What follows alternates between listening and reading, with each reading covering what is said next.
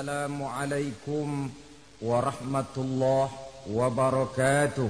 Waalaikumsalam warahmatullahi wabarakatuh. Alhamdulillah wassalatu wassalamu ala sayyidina Rasulillah sayyidina wa maulana Muhammad ibn Abdullah wa ala alihi wa sahbihi wa mawalah.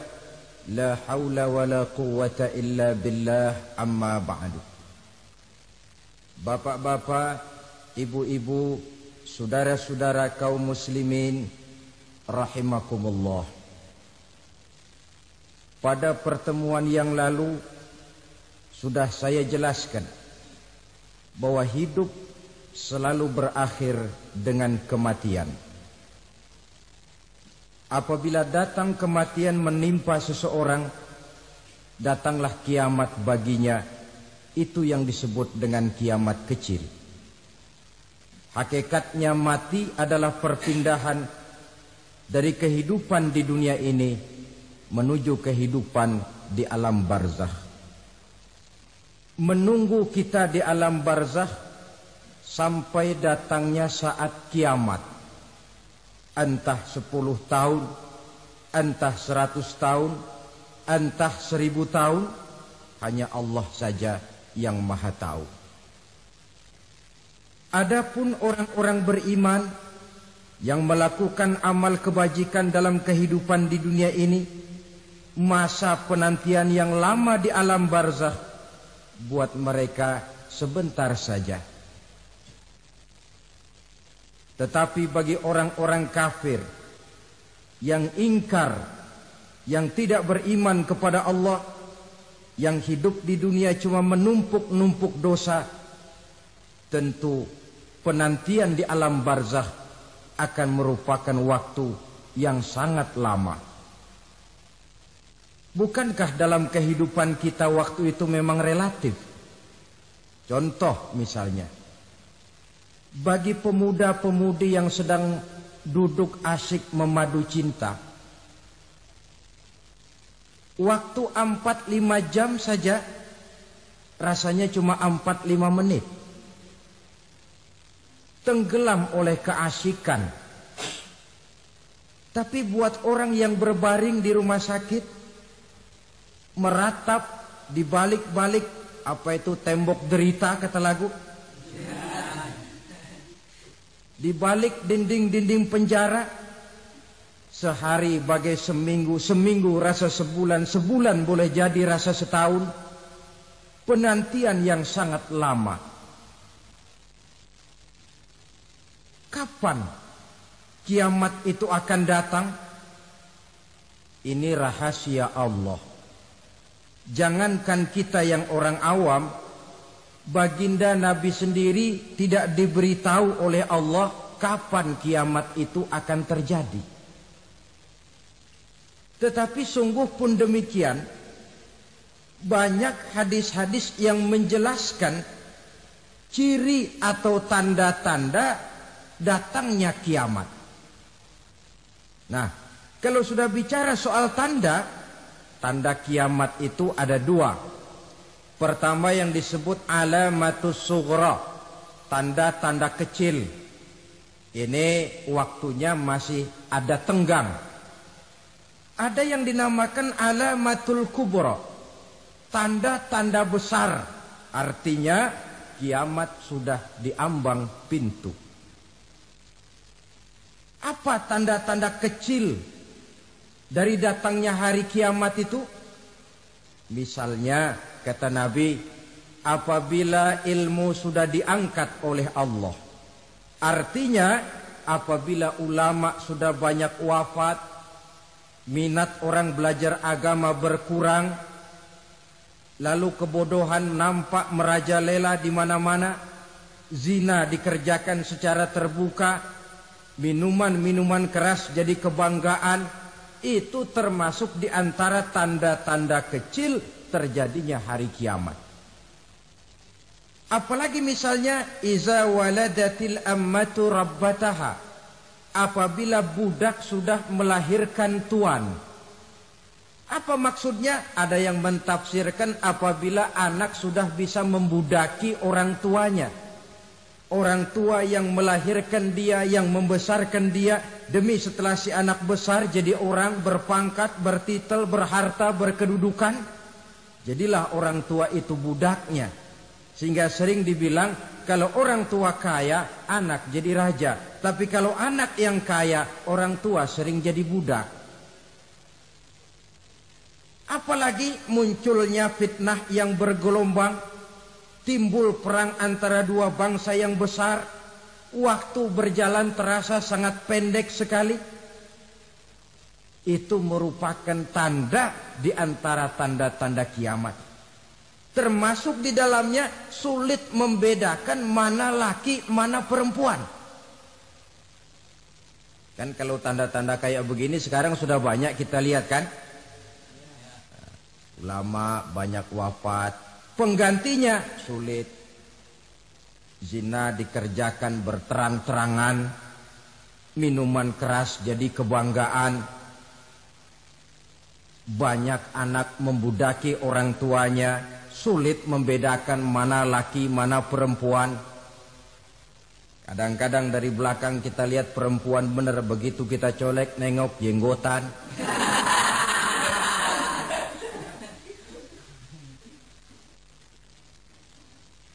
Ini termasuk tanda-tanda kecil. Masih ada tenggang sampai akan terjadinya kiamat itu. Nah, yang dimaksud dengan tanda-tanda besar, ini tanda besar artinya kiamat sudah diambang pintu. Pertama, matahari terbit dari sebelah barat. Apabila matahari sudah terbit dari arah sebelah barat, tertutuplah sudah pintu taubat. Bersabda Nabi kita, la taqumus sa'atu hatta tatlu'a syamsu min maghribiha. Tidak akan datang hari kiamat sampai matahari terbit dari arah sebelah barat. Fa iza tala'at, manakala matahari telah terbit dari arah sebelah barat, wara'ahan nasu, manusia banyak menyaksikan itu, amanu ajma'un, mereka pun lalu beriman.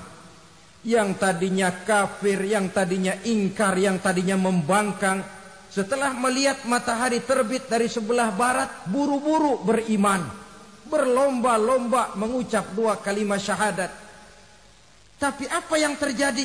Kata Nabi, wadzalika hina la yanfa'u nafsan imanuha lam takun amanat min qabl. Hari itu adalah hari yang iman sudah tidak berguna lagi bagi seseorang apabila sebelumnya memang dia tidak pernah beriman. Au kasabat fi imaniha khaira, atau beriman tetapi tidak pernah melakukan kebajikan di dalam keimanannya itu. Hari yang sudah kasib, hari yang sudah terlambat, beriman tidak akan ada gunanya lagi. Ini pelajaran buat kita. Sebelum sang surya terbit dari sebelah barat, sebelum nafas sampai di tenggorokan, artinya pintu taubat masih terbuka. Kalau dua hal itu sudah terwujud, nafas sudah sampai di kerongkongan atau matahari sudah terbit dari arah sebelah barat, tertutuplah sudah pintu taubat. Tak ada lagi gunanya pangkat, jabatan, harta, bahkan beriman pun dalam suasana macam itu. Too late, kata orang Kulon. Sudah terlambat. Matahari terbit dari arah sebelah barat. Itu tanda besar, artinya kiamat sudah diambang pintu. Lalu apalagi tanda besar? Munculnya Dajjal. Dajjal artinya pendusta-pendusta yang menyesatkan manusia. Ada dua macam Dajjal, saudara. Ada Dajjal kecil. Ini Dajjal kelas teri. Kalau ini sejak zaman Rasulullah sudah ada itu. Tiap zaman ada. Di zaman Rasulullah misalnya ada yang bernama Aswad al-Unsi dari Yaman. Ada yang namanya Musailamah Al-Kazzab dari Yamamah. Ada yang namanya Ibnu Sayyad dari Madinah. Ini dajjal-dajjal di zaman Rasul. Musailamatul Kazzab memproklamirkan diri jadi nabi dia. Di zaman Rasul masih hidup. Ini dajjal zaman Nabi. Di zaman sahabat muncul dajjal-dajjal. Di zaman kita sekarang ini dajjal-dajjal pun gentayangan. Dajjal-dajjal kelas teri. Kerjanya mendustakan manusia, menyesatkan manusia, memalingkan manusia dari jalan yang benar dan diridhoi oleh Allah Subhanahu wa taala. Adapun yang merupakan tanda besar dari datangnya kiamat, dajjal-dajjal kelas kakap. Pembohong-pembohong besar yang menyesatkan masyarakat manusia berpaling dari jalan Allah mengikuti jalan mereka. Apa sih ciri dajjal itu? Kata Nabi dalam hadis Bukhari Muslim, "Innad dajjala", sesungguhnya yang namanya dajjal itu yakhruju, satu saat akan muncul mendekati hari kiamat. Wa inna ma'ahu ma'an, si dajjal ini membawa air. Wa naran, dan juga membawa api. Dua simbol. Di tangan yang satu dia bawa air, di tangan yang satu dia bawa api. Wa ammal ladzi yarahu an-nasu ma'an fanarun. Adapun yang orang banyak lihat air, hakikatnya adalah api. Yang dilihat api, hakikatnya adalah air. Oleh sebab itu, kalau api yang ditawarkan, ambillah air. Kalau air yang ditawarkan, pilihlah api. Maksudnya apa ini? Ini bahasa simbol, saudara-saudara. Dajjal bicaranya seolah-olah untuk kepentingan manusia. Menawarkan surga. Surga yang dia tawarkan hakikatnya neraka. Hai manusia, kalau kau mau bahagia, jangan dekat-dekat dengan agama. Solat itu tidak efektif dan efisien, tidak produktif dari segi ekonomi itu. Menghadiri majelis taklim cuma buang-buang waktu. Tahajud, tasbih, tahlil, baca Quran, apa itu? Pekerjaan mubazir saja. Hidup ini cuma sekali, masa yang cuma sekali, manfaatkan dengan sebaik-baiknya. Mumpung, dibawanya sifat mumpung tetapi dalam pengertian yang sangat negatif. Bicaranya seolah-olah untuk kepentingan manusia, tetapi sebenarnya menjerumuskan manusia. Menawarkan air, tapi sebenarnya api. Menawarkan api, tapi hakikatnya air. Buat apa kamu sholat? Buat apa kamu bayar zakat? Buat apa kamu puasa? Surga yang dicanangkan dajjal, hakikatnya neraka. Neraka yang digambarkan dajjal, pada dasarnya adalah surga. Jadi memutarbalikkan fakta itu kerjaan dajjal. Yang hak jadi batil, yang batil dibilang hak, yang benar jadi salah, yang salah malah jadi benar. Tuntunan disuruh jadi tontonan, tontonan malah menjadi tuntunan. Itu pekerjaan dajjal profesinya. Zamannya Nabi Adam, dajjalnya kan iblis. Betul? Betul. Apa sih rayuan iblis itu? Allah setelah menciptakan Nabi Adam kan bilang, Adam, kau dan istrimu Hawa tinggal di surga ini.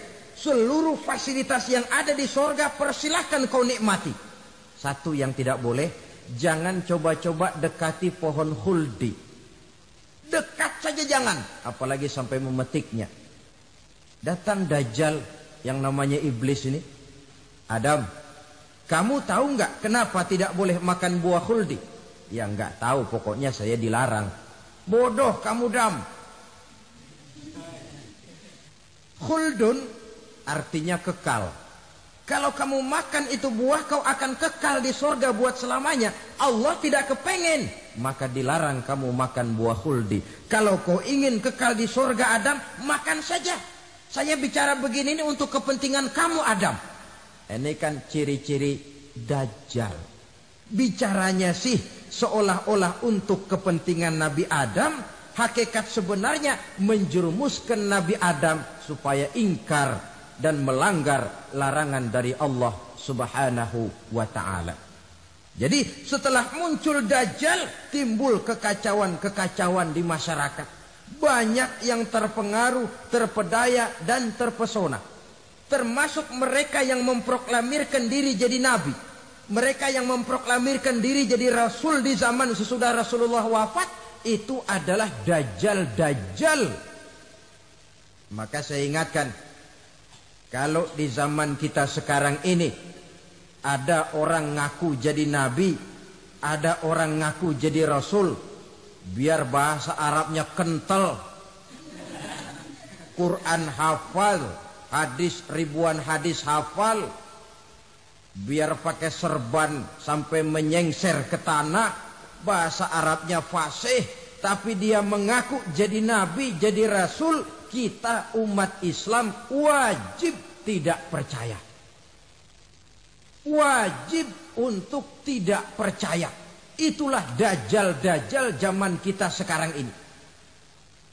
Tidak mustahil mereka datang mempengaruhi orang awam supaya berpaling dari Rasulullah, mengikuti mereka. Nah, di akhir zaman nanti mendekati hari kiamat, Dajjal ini muncul. Dajjal kelas kakap, menyesatkan masyarakat manusia untuk berpaling dari Islam, mengikuti seruan mereka. Apalagi di antara datangnya kiamat itu, tanda yang besar itu, turunnya Nabiullah Isa Al-Masih, putra Maryam. Menurut berbagai hadis yang sahih, Nabi Isa Al-Masih nanti akan turun lagi. Tidak membawa risalah yang baru, tapi meluruskan risalah Islam ini yang telah banyak ditinggalkan oleh masyarakat. Bahkan ada hadis menjelaskan beliau akan membunuh Nabi, mematahkan kayu-kayu salib, lalu melaksanakan haji dan umrah mengikuti syariat Nabi Muhammad, bukan membawa agama baru. Menjadi semacam mujaddid, reformer, menyelamatkan manusia dari bisikan Dajjal. Bahkan ada riwayat yang menjelaskan bahwa Nabi Isa berhasil mengalahkan Dajjal, mengembalikan masyarakat manusia kembali kepada ajaran Islam yang datang dari Allah, dibawa oleh Rasulullah Sallallahu Alaihi Wasallam. Dengan kata lain, turunnya Nabi Isa bukan sebagai Nabi dan Rasul baru, tetapi mengikuti syariat Nabi kita Muhammad Sallallahu Alaihi Wasallam. Saudara hadirin, ibu-ibu hadirat yang saya hormati. Kemudian apalagi di antara tanda-tanda besar akan datangnya kiamat itu? Keluarnya asap atau awan. Kata Nabi, inna min asyrati sa'ah dukhanan yamla'u ma bainal masyriqi wal maghrib. Di antara tanda-tanda kiamat munculnya awan antara langit dan bumi. Ini pun diperkuat dalam surah Ad-Dukhan ayat 10. Fartaqib yauma ta'ti as-sama' bidukhanin mubin fayughshan nas hadza azabun alim. Bagi orang-orang yang beriman, mereka biasa-biasa saja. Tapi bagi orang kufur, datangnya asap dan awan ini merupakan azab yang kelewat pedih. Barangkali sedikit mendekati gambaran tentang azab yang pedih ini, saya ingatkan alam pikiran kita kepada peristiwa yang belum lama terjadi. Pernah dengar berita bocornya reaktor nuklir di Chernobyl, Uni Soviet? Pernah dengar?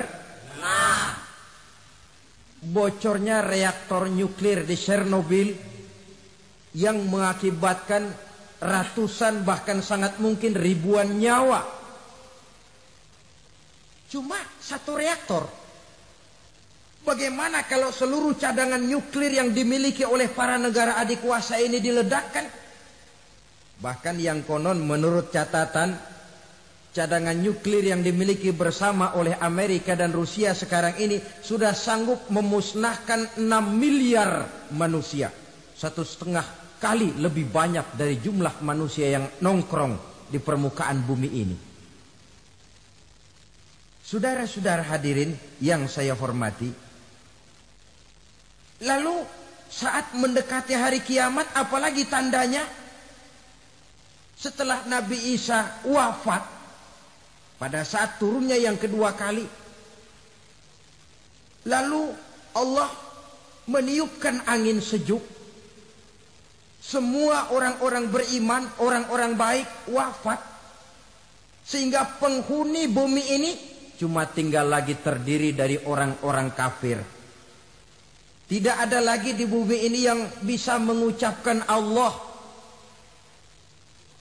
Sehingga dalam hadis qudsi itu ada keterangan, Innallaha azza wa jalla yaqulu li Israfil. Allah pernah pesan kepada malaikat Israfil.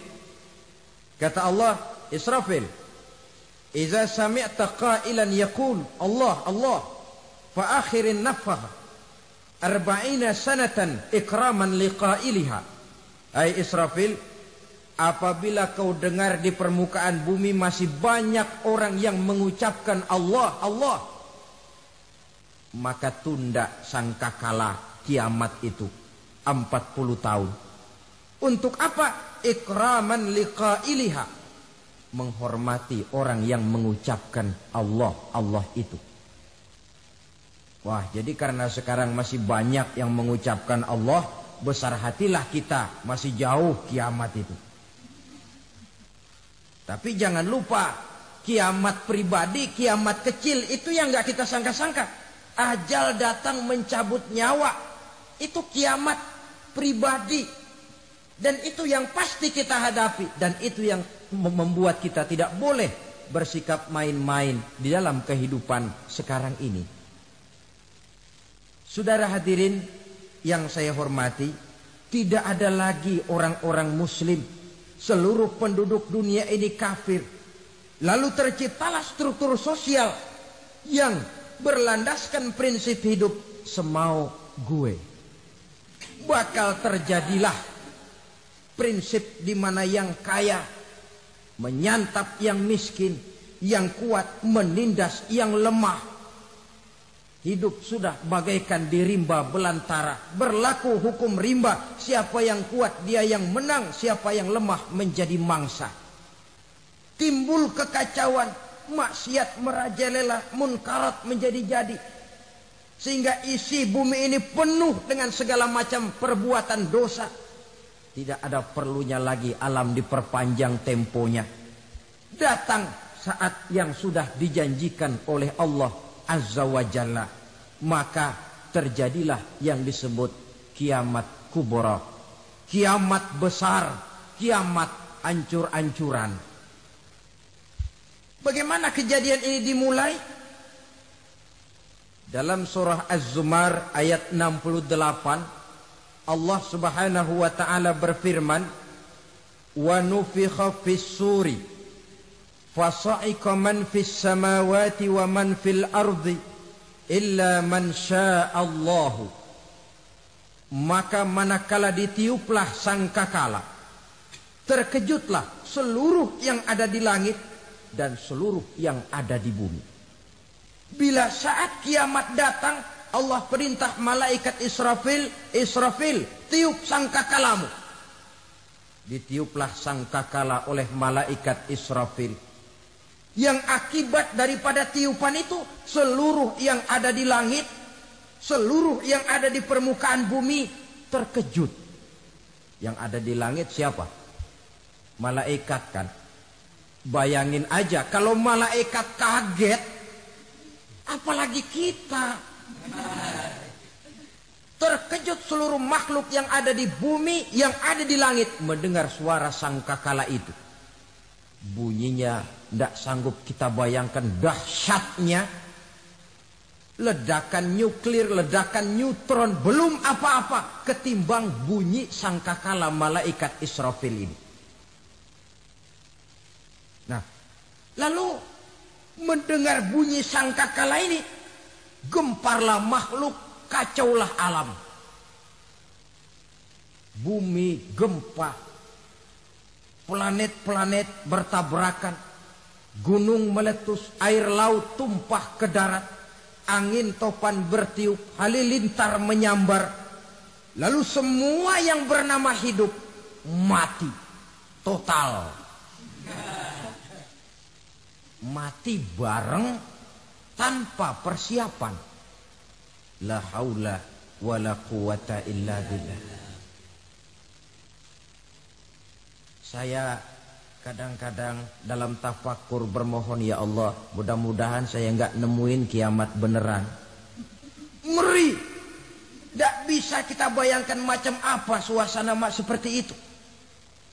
Allah saja banyak memberikan gambaran, misalnya Al-Qari'ah, wa mal qari'ah, wa ma adraka mal qari'ah. Kejadian yang menggemparkan. Tahukah kamu apa kejadian yang menggemparkan itu? Yauma yakunun nasu kal farasil mabsus wa takunul jibalu kal ihnil manfus. Pada saat itu manusia berterbangan bagai kupu-kupu. Gunung berterbangan seperti kapas ditiup angin. Gunung saja macam kapas, konon lagi manusia. Kematian total, mulai semut sampai gajah mati, jin mati, iblis mati, malaikat mati. Oh, malaikat saja mati.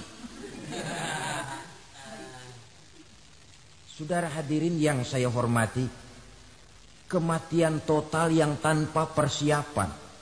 Orang bilang, Pak, kalau mati bareng begitu yang repot malaikat maut dong ya. Cabut sana, cabut sini. Itu kalau menurut logika kita, mestinya begitu menurut logika. Tapi logika juga yang nggak perlu serepot itu. Sebab untuk mematikan listrik di wilayah DKI, di wilayah Jakarta, nggak perlu tiap rumah didatengin matiin, ya lama. Cukup dari kantor pusatnya saja PLN tekan satu tombol, gelaplah seluruh Jakarta. Saudara hadirin yang saya hormati, kematian total. Lalu setelah kematian total, planet-planet juga mati, dalam arti tidak bergerak dan beredar. Angin mati, dalam arti tidak bertiup. Air mati, dalam arti tidak ada riak gelombang. Pokoknya semua mati. Kullu nafsin za'iqatul maut. Semua yang bernafas mati. Dalam ayat lain, kullu man 'alaiha fan. Semua yang ada di permukaan bumi fana. Yang kekal cuma Allah Subhanahu wa ta'ala. Yang paling belakang mati, malaikat maut dan malaikat Israfil. Tapi mati juga sesuai dengan janji Allah. 40 lamanya. Tidak dijelaskan oleh Abi Hurairah 40 jam, apa 40 hari, apa 40 tahun. Hadis-hadis cuma menyebutkan 40 saja. Sunyi alam. Yang tinggal cuma Allah saja lagi. Ketika itu Allah berseru-seru, katanya, limanil mulkul yauma. Siapa para penguasa hari ini? Mana itu raja-raja dan penguasa yang dulu mengaku jadi Tuhan? Fir'aun. Mana Fir'aun sekarang? Yang dulu jadi raja, merasa berhasil, sombong, lalu tidak mau turun-turun dari kekuasaannya, sampai kepada puncak kekurang ajarannya mengangkat diri jadi Tuhan. Mana itu Fir'aun? Namrus. Mana sekarang Namrus? La ilaha illa ana. Ternyata tidak ada Tuhan lain selain daripada aku, kata Allah. Proses kemudian, saudara-saudara, turunlah hujan dari langit. 40 lamanya hujan itu. Tidak jelas juga 40 jam apa 40 hari. Setelah air turun membasahi, datanglah tiupan sangkakala yang kedua. Semua yang bernama mati bangkit dari kuburnya masing-masing. Ini yang disebut Yaumul Ba'thi, hari kebangkitan. Allahu Akbar. Pada saat kita bangkit dari kubur kita masing-masing, kumpul di padang mahsyar namanya. Bayangin aja, saya sendiri nggak sanggup bayangin. Manusia sejak zaman Adam sampai zaman kiamat kumpul bareng di tempat sama. Berapa banyaknya itu?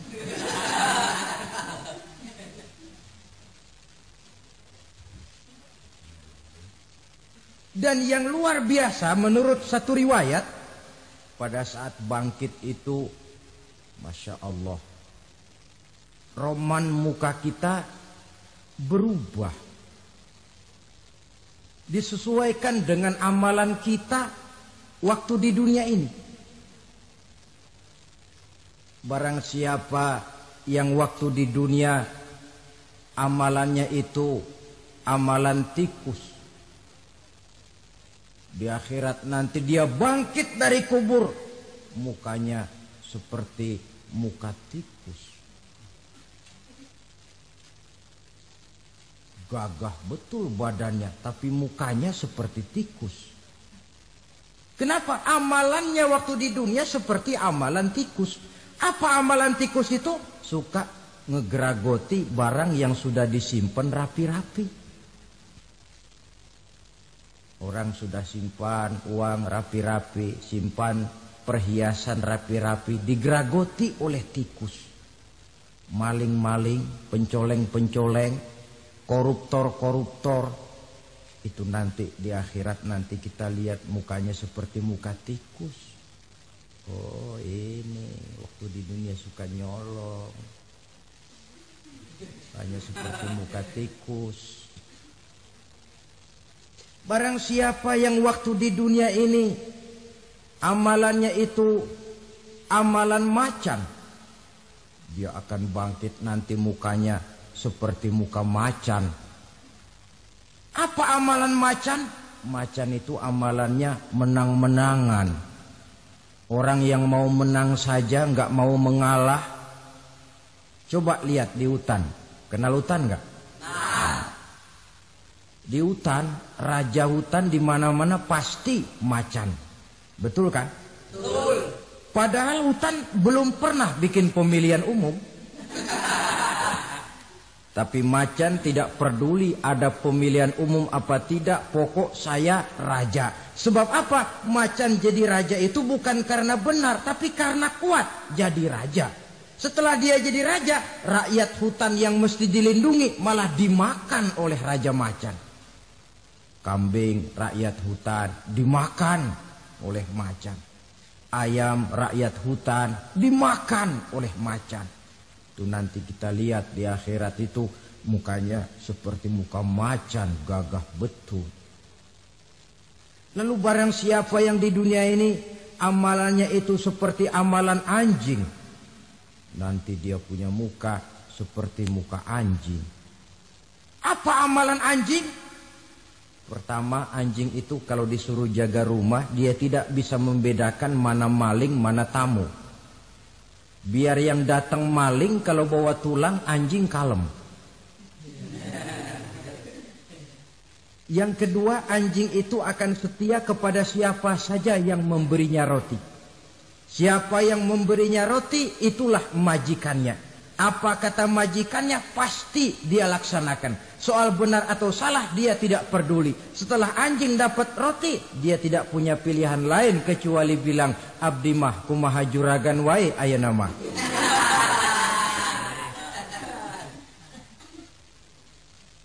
Saudara hadirin yang saya hormati,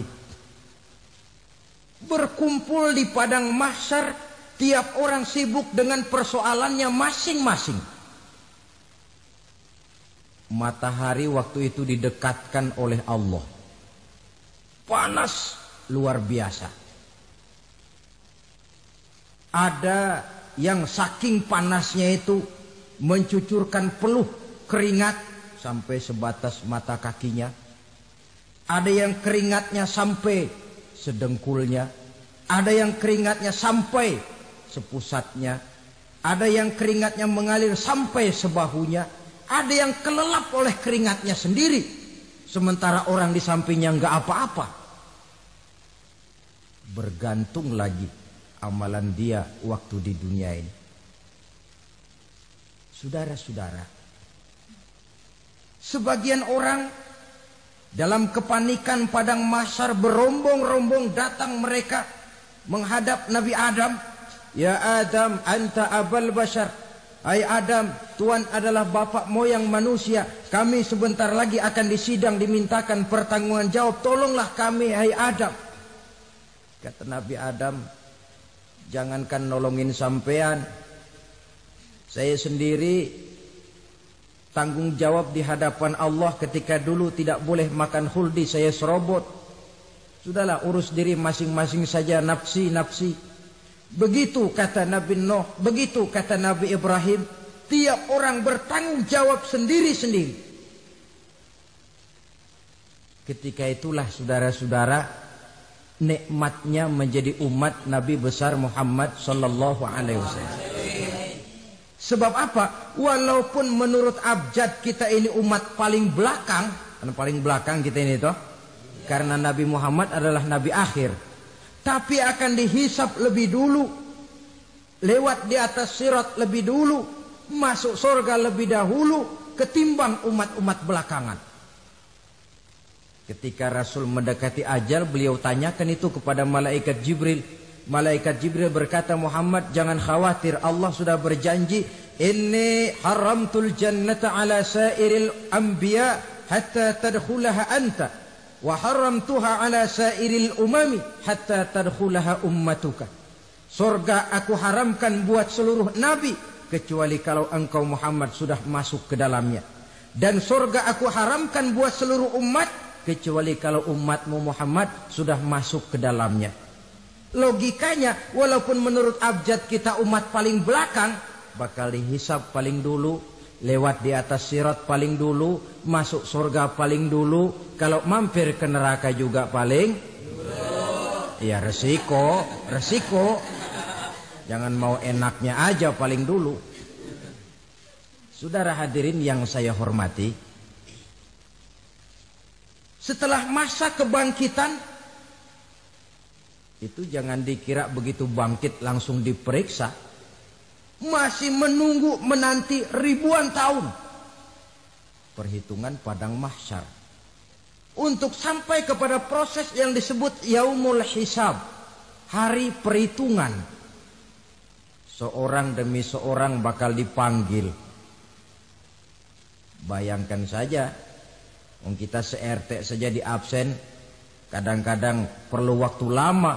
Ini manusia sejak zaman Nabi Adam sampai datang hari kiamat, satu demi satu disidang di hadapan Qadhi Rabbul Jalil.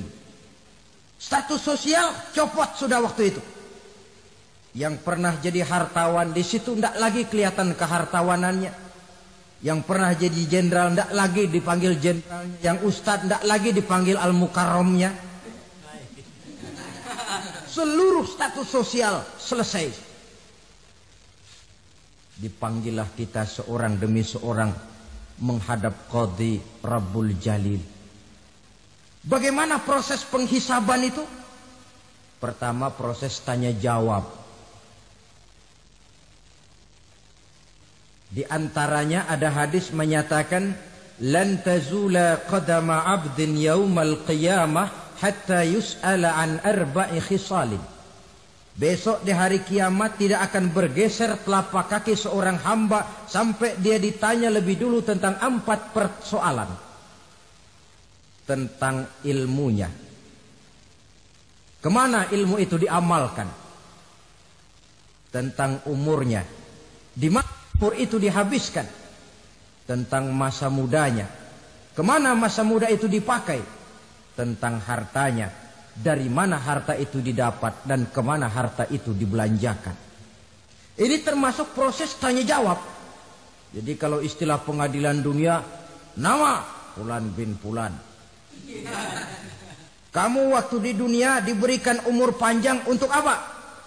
Pernah mengalami masa muda, kemana kau habiskan masa remajamu? Kau diamanahkan ilmu, dengan apa ilmumu kau amalkan?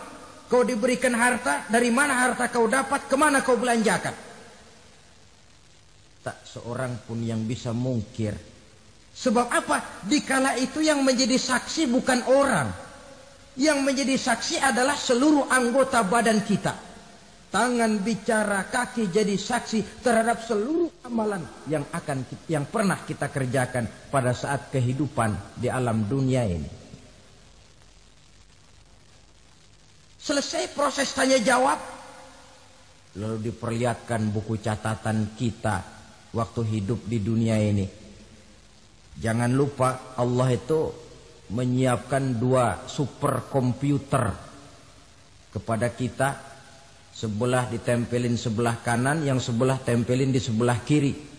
Komputer itu namanya Raqib dan Atid. 2 malaikat yang apabila baik kita lakukan, refleks saja akan menulis kebajikan kita. Jahat kita kerjakan akan tertulis. Catatan itu nanti diperlihatkan kepada kita. Waduh, alangkah malunya pada saat diperlihatkan catatan kita, buku rapot kita merah melulu. Barangkali diperiksa sambil diomelin, brengsek lo. Buku merah melulu begini, bagaimana waktu hidup di dunia? Tidak cukup diperlihatkan buku catatan kehidupan, rekaman kehidupan. Rekaman kehidupan kita secara utuh sejak terlahir sampai ajal datang merenggut nyawa. Barangkali mirip dengan video sekarang ini, di mana terekam dengan baik seluruh kegiatan kita sejak yang sekecil-kecilnya sampai kepada yang sebesar-besarnya.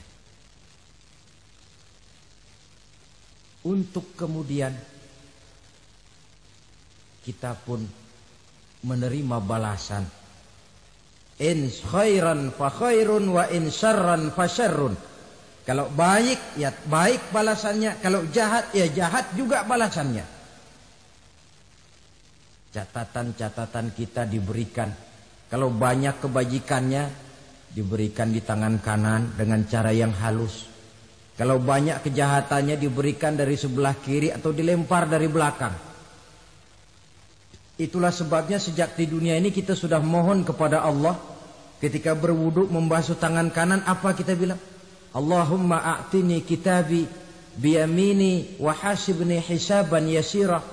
Ya Allah, berikan saya kitab di tangan kanan, dan kalau saya memang perlu dihisap, hisaplah saya yang seringan-ringannya. Tangan kiri berlindung kita kepada Allah. Jangan sampai diberikan kitab di tangan kiri atau dari arah sebelah belakang. Wa a'udzubika an tu'tiya kitabi bishimali aw min wara'i zuhri, dari arah sebelah belakang. Na'udzubillah min dzalik. Setelah selesai lewat proses penghisaban, lewat mizan, timbangan, maka yang sudah selesai dihisab itu bergeraklah menuju sirat, jembatan yang terbentang menuju surga melalui neraka. Saudara-saudara, panjangnya perjalanan sirat itu memakan waktu ratusan tahun. Tetapi orang yang lewat di atas sirat pun macam-macam, bergantung amalannya ketika di dunia ini. Ada yang lewat di atas sirat itu kal barkil khatib, seperti kilat yang menyambar, lep, sudah sampai dia di surga. Cepat bukan main. Ada yang lewat di atas sirat itu seperti orang lari-lari. Ada yang lewat di atas sirat itu seperti orang jalan biasa. Ada yang sambil merangkak, ada yang sambil ngesor, ada yang sambil gelayutan, ada yang selamat sampai ke ujung ke surga, ada yang tergelincir jatuh masuk ke dalam neraka, bergantung amalannya dalam kehidupan di dunia sekarang ini. Tiap kita akan melewati yang namanya sirat ini. Saudara-saudara kaum muslimin yang saya hormati, dengan demikian mereka yang selamat melalui sirat sampai ke terminal akhir surga, mereka yang ketika dihisab ternyata banyak kejahatannya daripada kebaikannya, mereka singgah di dalam neraka. Nah, adapun orang-orang yang beriman menurut ayat Quran dan hadis Nabi itu nanti ada bermacam-macam. Ada orang beriman itu yang dimasukkan surga. Ada orang beriman itu yang dimasukkan ke dalam surga. Ada orang beriman itu yang disebut penduduk surga. Kenapa lain-lain, Pak? Karena waktu di dunia amalannya juga lain-lain. Ada orang beriman yang masuk surga. Ini paling murah tiketnya. Mau masuk surga? Kata Nabi begini, ma min abdin qala la ilaha illallah thumma mata ala dhalik illa dakhalal jannah. Kalau seorang hamba sudah mengucap dua kalimat syahadat, dia yakin dengan kebenaran kalimat itu sampai matinya, orang itu akan masuk surga. Abi Dzar yang waktu itu diajak bicara heran, ya Rasul kok gampang betul? Iya. Walaupun orang itu mencuri, iya. Walaupun orang itu berzina, iya. Biar dia mencuri, biar dia berzina, kalau dia sudah mengucap dua kalimat syahadat, dia yakin dengan kebenaran kalimat itu sampai matinya, itu orang akan masuk surga. Jadi masuk surga cukup dua kalimat syahadat, yakin sampai mati, masuk surga. Itu perkara masuk. Tapi kalau pertanyaannya diterusin, masuknya kapan, Pak? Nah, ini lain lagi urusannya. Sebab ada yang masuknya itu langsung, ada yang mampir dulu. Di sana tempat cuma dua, kalau tidak surga, neraka. Mau ke surga tapi mampir dulu, yang mampirnya jelas di neraka. Kenapa? Dalam hadis qudsi ada riwayat, nanti itu di akhirat, setelah Allah selesai mengatur penduduk surga masuk surga, yang neraka masuk neraka, Allah berkata kepada malaikat Malik, malaikat Malik, labaik ya Allah. Itu bajingan-bajingan tengik, manusia-manusia durjana yang waktu di dunia tidak mau sujud, jauh dari ulama, gemar melakukan yang munkarat dan maksiat, hidup di tengah masyarakat selalu jadi bibit keonaran, kufur, sudah masuk neraka semua. Sudah ya Allah. Nah, kalau sudah, coba sekarang kamu masuk, Malik. Saya, iya, masuk neraka. Mau apa ya Allah? Kata Allah, akhriju minan nar man kana fi qalbihi misqala habbatin min khardalin min iman. Kau masuk neraka, cari di dalam neraka orang-orang yang ada imannya walaupun kecil sebesar biji zarah, angkat mereka keluar. Masuk malaikat Malik ke neraka, cari orang yang ada imannya, korek-korek. Ya repot, udah pada gosong. Yang ada imannya diangkat ke atas, yang ada imannya diangkat ke atas. Lalu dimandikan di Nahrul Hayat, namanya sungai kehidupan di akhirat nanti. Cakep lagi rupanya, bersih lagi wajahnya, apel di hadapan Allah. Kata Allah, bagaimana mas? Kapok enggak sampean? Kapok ya Allah. Nah, kalau kapok, idhab fadkhulil jannah, pergi masuk surga sana. Berangkat mereka ke surga. ketemu sama temen-temennya yang udah sampai lebih dulu, yang nggak pakai mampir lagi. Terjadi dialog. Kata teman-temannya yang udah pada nyampe duluan, Mas, iya, emang baru sampai? Saya baru sampai. Memang mampir di mana dulu, Mas? Kita sudah lama sampai di surga. Saudara buka surah Al-Muddatsir ayat 34-35. Masalakakum fis saqar? Kenapa kamu mampir di neraka Saqar? Qalu lam naku minal musallin.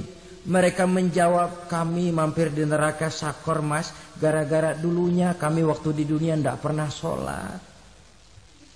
Tidak pernah sholat? Tidak pernah. Kan rumahnya dekat masjid. Cuma dekat doang, Mas. Sholat mah enggak saya. Enggak pernah ngasih makan fakir miskin. Tidak pernah hadir di majelis taklim. Pendeknya tidak pernah melakukan kebajikan. Maka saya pun mampir di neraka Saqar. Untung betul saya punya iman, Mas, sedikit. Waktu hidup di dunia dulu saya pernah mengucap 2 kalimat syahadat. Sekali-kalinya waktu mau kawin. Masya Allah. Untung saja kawin. Kalau nggak kawin, polos.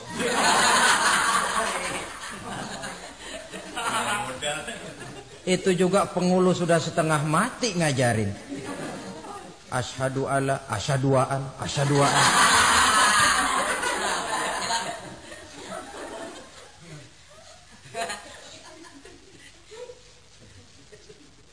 Ini namanya masuk surga. Ada mampir dulu. Ada pula orang mukmin itu yang dimasukkan surga. Namanya dimasukkan kan terima beres. Saya masuk ke rumah, jalan sendiri, cari tempat sendiri. Saya dimasukkan ke dalam rumah, terima beres, pokok ada di dalam, itu dimasukkan namanya. Nggak pakai mampir. Tapi tentu tiketnya lebih mahal ketimbang yang pertama tadi. Apa kata Allah? Innal ladzina amanu wa amilus salihat la ukaffiranna anhum sayyi'atihim wa la udkhilannahum jannah.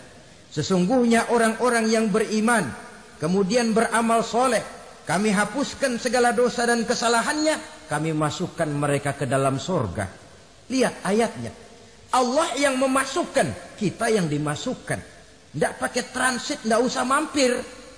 Cuma tidak cukup syahadat, tidak cukup amanu, tapi diiringi dengan wa'amilus salih. Iman, amal.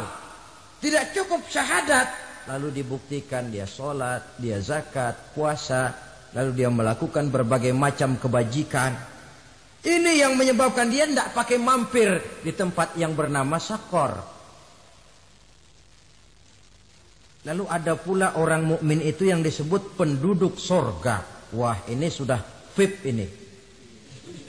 Ashabul jannah, penduduk surga. Siapa mereka? Kata Allah, innal ladzina amanu summa istaqamu fala khaufun 'alaihim wa la hum yahzanun ulaika ashabul jannah hum fiha khalidun. Sesungguhnya orang-orang yang beriman lalu istiqamah, tetap dalam melaksanakan perintah Allah, tidak goyah, tidak labil tapi stabil, istiqamah, mereka tidak takut dan tidak bersedih hati. Merekalah penduduk surga. Iman, istiqamah. Tidak punya duit, sembahyang. Banyak duit, sembahyang. Miskin, sembahyang. Kaya, tetap sembahyang. Istiqamah. Kadang orang kalau susah, rajin ke masjid. Banyak duitnya, ngelihat masjid melengos. Waktu miskin hamba Allah, setelah kaya jadi hamba harta. Bergeser, tidak ada nilai istiqomahnya. Saudara-saudara, dengan begitu penduduk neraka itu dua. Ada penduduk permanen, ada penduduk yang semi permanen. Yang semi permanen orang-orang beriman yang mempunyai dosa besar. Mereka masuk ke neraka untuk menerima azab sesuai dengan dosanya.